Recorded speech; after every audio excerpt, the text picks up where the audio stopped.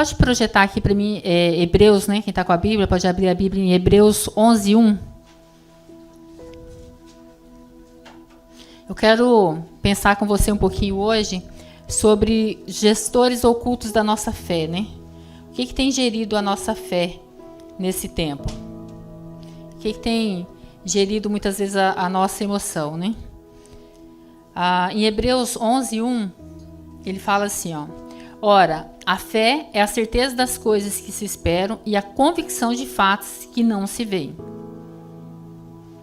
Então, a fé, a definição bíblica, né, da fé, é a certeza das coisas que se esperam e a convicção dos fatos que não se veem. Eu fiquei pensando nessa questão de fé e eu fiquei pensando, o que tem gerido, né? Eu recebi uma reportagem de uma revista de negócios essa semana passada, uma grande revista do Brasil, e ela estava falando justamente sobre os gestores da emoção. Eu fiquei pensando, falei assim, mas a gente, muitas vezes nós deixamos, né, que as coisas venham gerir nossa vida, venham gerir a nossa fé. E eu fiquei pensando nisso. E pensando nisso, muitas vezes a gente tem o hábito de achar que nós somos algo que, quando nós paramos para analisar, aquilo não é totalmente verdade, né? Não é o que as pessoas estão vendo. Às vezes eu penso que eu estou agindo de uma forma por causa de, né, que eu entendo aquilo, mas eu estou sendo influenciado por aquilo que está me cercando. Eu estou sendo influenciado por aquilo que eu estou recebendo da minha família, que eu estou recebendo do ambiente de trabalho. Então,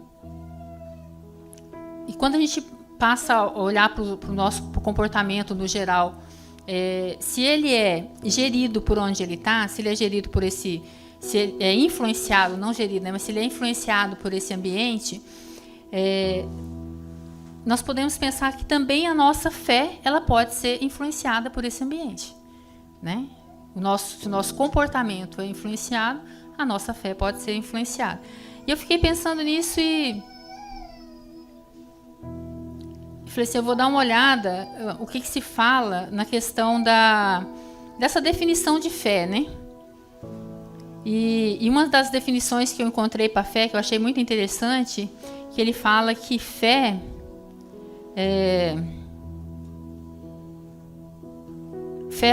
quando eu deposito a fé em algo, né? Quando eu deposito a fé em alguém, quando eu deposito... Mas essa definição, né? Como que ela expressa? Geralmente ela é associada a uma experiência pessoal, uma herança cultural, podendo ou não ser compartilhada através de relatos. Principalmente, né? Mas não exclusivamente no contexto religioso. É usado frequentemente na justificativa da crença, né?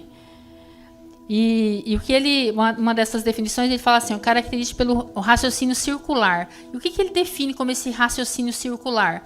É aquilo que é um comportamento anterior que reforça o outro comportamento. Então, eu entro nesse ciclo, né? Ele fala do comportamento circular, é algo que eu recebo, né? E aí eu alimento ele e eu repasso ele. Então, ele está sempre acontecendo. Então, por que é tão importante a gente prestar atenção no nosso comportamento, como a gente tem agido, como as pessoas que estão à nossa volta têm agido, o que tem acontecido no ambiente que nós estamos. E a fé, ela se manifesta de várias maneiras e pode estar vinculada a várias questões. E aí ele fala que a fé, inclusive, ela pode estar ligada à nossa esperança, nós podemos ter uma fé nobre ou estritamente pessoal, né, uma fé egoísta. Eu posso crer só para mim, E uma das coisas que eu achei bastante interessante, que ele fala que a fé é quando eu não duvido daquilo, né? Então, quando eu tenho fé em algo, eu não duvido que aquilo possa ser diferente. Quando eu acredito, quando eu acredito em algo, aquilo pode mudar, mas quando eu tenho fé, não. Quando eu tenho fé, eu não duvido daquilo. Eu achei interessante que ele fala que se eu tenho fé em algo, a dúvida é ausente daquela questão. Então, se eu tenho fé em Deus, a minha dúvida de Deus, ela é ausente, né? Se eu duvido de uma situação, é porque eu não estou com fé naquela situação. Não estou com fé que Deus possa fazer aquilo para mim. E eu fiquei pensando nisso, falei, Deus, mas como que eu posso trazer isso para o meu contexto, né, diário, né? Como eu posso E eu fiquei pensando, falei assim, poxa, essa diferença entre fé e acreditar. Porque às vezes nós estamos acreditando que as coisas vão acontecer, né? E eu fiquei pensando nisso. Falei, um exemplo disso, né? Como que eu posso, quando eu olho para a Bíblia, o que eu posso ver de exemplo de uma pessoa que ela tinha fé em Deus, que ela acreditava em Deus, que ela tinha fé em Deus, que ela tinha um relacionamento com Deus, mas em uma situação ela agiu não pela fé, mas ela acreditou que Deus poderia fazer. E em Gênesis 16:2 ele fala assim, ó, dá o exemplo de Sara pra gente. Eu acredito realmente que Sara era uma mulher de fé. Tanto que ela está na galeria, né, dos heróis da fé. Uma mulher que viveu experiências extraordinárias. Mas nessa situação específica, fala assim, então Sarai disse a Abraão, eis que o Senhor me impediu de dar à luz a filhos. Tome, pois, a minha serva, talvez assim eu possa ter filhos por meio dela. E Abraão concordou com o plano de Sara. Então, nesse momento aqui, Sara tinha esperado tanto, né, que Deus desse um filho a ela. Nesse momento aqui, o que aconteceu? Ela duvidou que Deus poderia gerar nela um filho. Que ela seria mãe. Né? Nesse momento aqui, Sara deixa de ter fé em Deus e ela acredita somente em Deus. Não, então eu vou resolver o problema. Eu vou, né? Já que quando uma serva, naquele contexto histórico ali, os filhos da serva não pertenciam à serva, pertencia à sua senhora. Falando, então o seu filho vai ser, se é filho do meu marido, vai ser meu filho. Né? Então, Sara duvida, Sara não tem fé naquele momento. Agora, quando a gente olha para a mesma família, né, um pouquinho para frente ali da situação, depois que Deus dá um filho, que Sara gera um filho, que se torna realmente ali, que ela vê, né, a manifestação de Deus, porque ela não tinha como naturalmente gerar um filho. Em Gênesis 22, de 1 a 12, vou ler para vocês aqui, ele fala assim, ó, depois dessas coisas, Deus pôs Abraão à prova e lhe disse, Abraão, este lhe respondeu, eis-me aqui. Deus continuou, pegue o seu filho, o seu único filho Isaque, a quem você ama, e vá à terra de Moriá. Ali ofereça em holocausto sobre um dos montes que eu lhe mostrar. Na manhã seguinte, Abraão levantou de madrugada e, tendo preparado o seu jumento, levou consigo 2 dos seus servos, Isaque e Isaque, seu filho.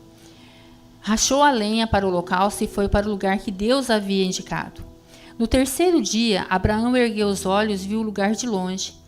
Então disse aos servos, esperem aqui com o jumento, e eu e o rapaz iremos até lá. Depois de termos adorado, voltaremos para junto de vocês. Abraão pegou a lenha, o holocausto, e colocou sobre Isaque, seu filho. E ele, por sua vez, levava nas suas mãos o fogo e a faca. Assim, os dois caminhavam junto. Isaque rompeu o silêncio e disse a Abraão, seu pai, meu pai. Abraão respondeu-lhe, eis-me aqui, meu filho. Isaque perguntou, eis que o fogo e a lenha, mas onde está o cordeiro para o holocausto? Abraão respondeu, Deus proverá para si o cordeiro para o holocausto, meu filho. E os dois seguiram junto. Chegaram ao lugar que Deus lhe havia indicado. Ali Abraão edificou um altar, arrumou a lenha sobre ele, amarrou Isaque, seu filho, e deitou-o no altar em cima da lenha. Estendendo a mão, pegou a faca para sacrificar o seu filho. Mas do céu, o anjo do Senhor clamou, Abraão, Abraão. E ele respondeu, eis-me aqui. Então lhe disse, não estenda a mão sobre o menino, e não faça nada a ele, pois agora sei que você teme a Deus, porque não negou o seu filho, o seu único filho. Quando a gente olha para esse texto aqui, e nós, enquanto mãe, enquanto pai, a gente para pensar em Abraão, a atitude que ele teve aqui foi de fé. Porque se ele só acreditasse em Deus, ele ia entrar numa negociação com Deus. Até estava conversando com o Edson e brinquei, falei assim, Abraão ia falar assim, Deus, não pode ser Isaac, não pode ser Ismael, não pode ser Ismael, Deus. Né? Eu vou lá atrás daquele menino e levo ele lá, sacrifico. Eu não posso, né? Tinha tantos, o rebanho tão grande, eu não posso pegar o melhor do meu rebanho e oferecer para o Senhor. Ele podia ter entrado numa negociação com Deus, se ele só acreditasse que Deus, né? Mas naquele momento ali ele teve fé, ele não duvidou do que Deus estava pedindo para ele. Eu não acredito que tenha sido fácil para ele, mas a fé né, dele em Deus foi tão grande que ele falou assim, não, se Deus está pedindo, vamos lá, né, vamos fazer o que Deus está me pedindo. Então, quando a gente olha para Sara, ela acredita que Deus pode fazer, mas ela dá um jeitinho, né? A fé dela não foi, ela duvidou. Então, quando nós somente acreditamos, nós colocamos um ponto de interrogação naquilo dali. E quando nós temos fé, ela fala, não, vai acontecer, né? Eu vou... o povo lá chegando no Mar Vermelho e falando assim, ó, Deus falando, atravessa.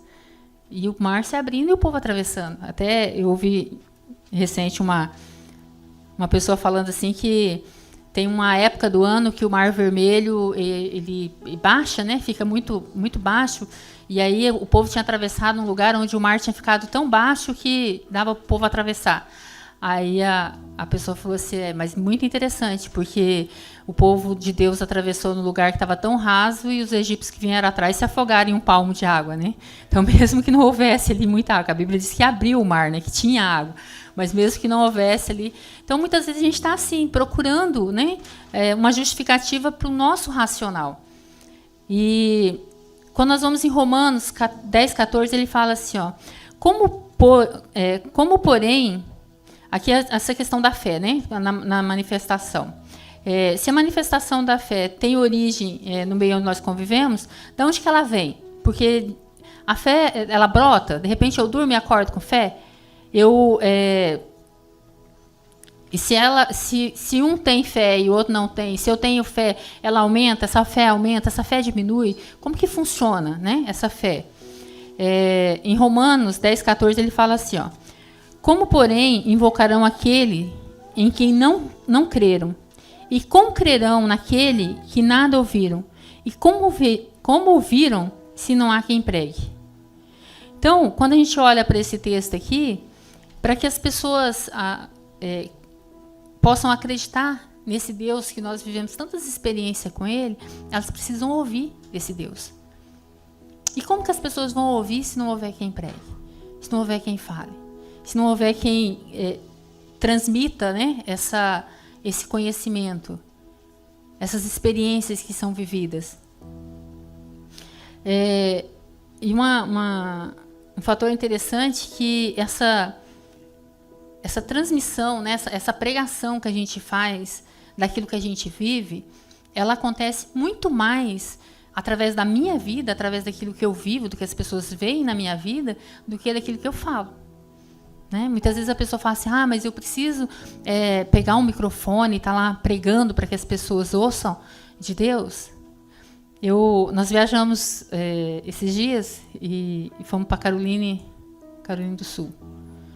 E lá não neva, né? Lá é um lugar que faz pouco frio. Não faz frio, mas neva pouquíssimo. Então não tem estrutura. E deu uma nevasca lá histórica, que tinha mais de 30 anos que não nevava o tanto que nevou. E nós fomos para a casa do André e da Raíssa, eles têm a bebezinha, a Ayla. E nós tínhamos ido na sexta, né, que a gente foi para Charlotte, voltamos, porque sabíamos que ia ter essa nevasca, estava na previsão do tempo que ia dar a nevasca, vamos voltar lá para a casa da Raíssa e do André e vamos ficar lá. E nós chegamos lá, eles cuidaram muito bem da gente, eles têm uma pet, a Amora. E eles cuidando muito bem da gente, e comprou um monte de comida, e aí come isso, e faz aquilo, e chocolate quente, chocolate frio, e marshmallow, e não sei o quê. A gente acordava aquele café da manhã, sabe aqueles café da manhã do hotel lá do Brasil? Acordava mesmo, estava daquele jeito, sabe? E não dava nem tempo de ter fome. E comendo, e aí começou a nevar. Não tinha como sair, porque lá nem sal eles jogam na rua, para vocês terem uma ideia. Então, muita neve, deu muita neve, e a gente ficou preso dentro de casa no final de semana. E nessa só de comendo, assistindo televisão, dormindo, conversando, ficamos ali. Aí, isso no domingo à noite, a gente assistindo TV, aí a Raíssa fala para o André assim, falou, André, eu posso dar comida para Amora, né? É Amora? É Amora, cachorrinha? Gamora, não é Amora não, é Gamora. A Amora era da Vilma, é Gamora. Posso dar comida para Gamora? Aí o André virou para ela e falou assim, não, pode dar não, eu dei comida mais cedo para ela e a Gamora hoje não fez exercício físico, ela não pode comer. Gente, eu comecei a rir na hora. Falei assim, você já imaginou se a Gamora falasse? Ela ia falar, esses humanos, eles estão comendo desde a hora que eles acordaram, que eu vi.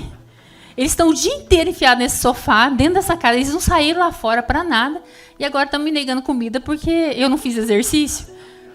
E eu fiquei pensando nisso aqui, na questão da fé, a gente, né? Às vezes a gente fala assim, eu quero que a pessoa faça as coisas. As pessoas estão olhando para aquilo que eu faço. As pessoas estão olhando para aquilo que Deus tem feito na minha vida. Né? Como que eu posso dizer para uma pessoa que esse Deus que eu sirvo, ele muda, se na minha vida isso não está acontecendo? Né? Se a pessoa olha para o meu testemunho, isso não está acontecendo. Né? Como que eu posso falar para o meu filho que ele não pode gritar comigo se eu estou gritando o tempo todo dentro da minha casa?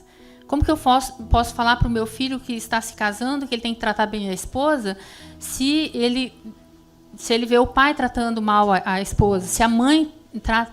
Então, assim, essa transmissão, né, quando ele fala lá desse conhecimento circular, também na nossa fé ela é assim. Aquilo que eu vivo, o meu filho, eu consigo transmitir para o meu filho muito mais dentro da minha casa do que através daquilo que eu falo. Porque eu vou criar uma confusão na cabeça dele se eu vivo de uma forma e falo para ele uma outra coisa. Né? Então, a fé, ela, nesse ambiente onde ela é trabalhada, é cultivada todos os dias, ela é também transferida, né? Em Lucas 17:5 ele fala assim: então os apóstolos disseram ao Senhor, aumenta a nossa fé.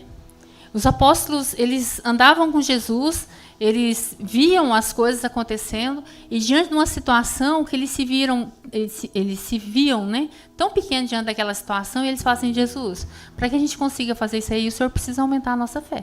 Porque, né? Então, eu vejo que, assim, às vezes, diante de algumas situações que a gente passa, a gente se vê mais ou menos dessa forma.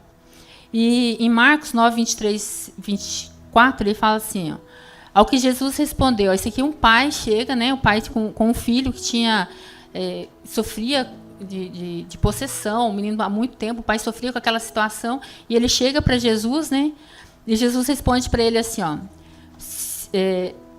se o Senhor pode...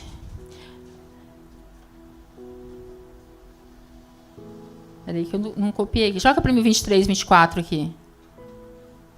Ao que Jesus responde: se o Senhor pode, tudo é possível ao que crê. Imediatamente o pai do menino exclamou: eu creio, ajuda-me na minha falta de fé. Aquele pai procura Jesus porque ele sabia que em Jesus ele ia encontrar a solução para o filho dele. E quando Jesus fala para ele, se você crê, né, se você tiver fé, ele fala assim: olha, Jesus, eu sei que o Senhor pode, então aumenta a minha fé. Então, muitas vezes, nós estamos vivendo nesse contexto que nós precisamos chegar para Jesus e falar: Jesus, olha, aumenta a minha fé. Mas se a fé vem pelo ouvir, como que eu faço para a minha fé aumentar? Né? E da mesma forma que se a minha fé ela pode ser aumentada, o que pode acontecer que a minha fé também diminua? Em Hebreus 12:15 ele fala assim, ó: cuide para que ninguém fique afastado da graça de Deus e que nenhuma raiz de amargura brotando cause perturbação e por meio dela muitos sejam contaminados. Se o que nós ouvimos aumenta a nossa fé, o que nós ouvimos também diminui a nossa fé. Né? Porque nós podemos o quê? Nós podemos ser contaminados. Às vezes a pessoa fala algo para você e aquilo cai no teu coração e encontra guarida ali. E daqui uma semana, daqui um mês, você está com aquilo, e aquilo vai crescendo dentro de você. Daqui a pouco aquilo dali está minando, está tirando aquilo que foi colocado de bom dentro do teu coração. E uma característica interessante da erva daninha, por exemplo, quem é que cultiva a erva daninha? Quem já cultivou alguma planta na vida? Quem cultiva a erva daninha? Quem planta a erva daninha? Fala, vou plantar uma erva daninha aqui. Você sabe o que é interessante? Você pega um vaso, você põe uma planta bonita no teu vaso, se você não colocar água, se você não cuidar, se põe no sol, se você tem todo um cuidado com ela ali, senão ela morre, ela não vai para frente. Agora, a erva daninha, você já viu aquele vaso lá que está seco, a terra chega a estar rachada e a erva daninha está bonitinha lá, verdinha? Ela não precisa de cuidado, já observou isso? Então, quando a gente olha para esse texto aqui, ele fala assim, ó, cuidado para que não seja colocado algumas coisas no teu coração e crie raízes de amargura. Porque isso aí, ó, se brotar, ele vai matar tudo aquilo de bom que você tem lá. Né? E a raiz, essa erva daninha que é colocada no nosso coração, ele não precisa ser cultivado. Só o fato de você deixar que ele fique ali, ele vai crescer, ele vai, né, vai ganhar proporções que depois vai roubar a nossa paz, vai roubar o nosso relacionamento com Deus, vai nos afastar. E aí você começa a se afastar, porque eu fiquei chateado com a situação, e aí eu começo a me afastar, eu paro de ouvir, e o que vai acontecendo com a minha fé? Né? De repente, um dia eu acordo, cadê minha fé? Em Romanos 10:17, ele fala assim, ó, e assim a fé vem pelo ouvir e ouvir a palavra de Deus. Né?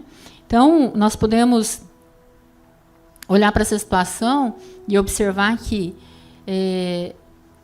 aquilo que nós temos ouvido tem influenciado na minha fé, tem influenciado na minha forma de viver. Aquilo que eu tenho ouvido tem mudado o meu comportamento, aquilo que eu tenho ouvido tem mudado a minha forma de tratar as pessoas. Então, se eu estou num ambiente onde é normal falar palavrão, é normal agredir o outro, é normal, eu vou achar que aquilo é normal.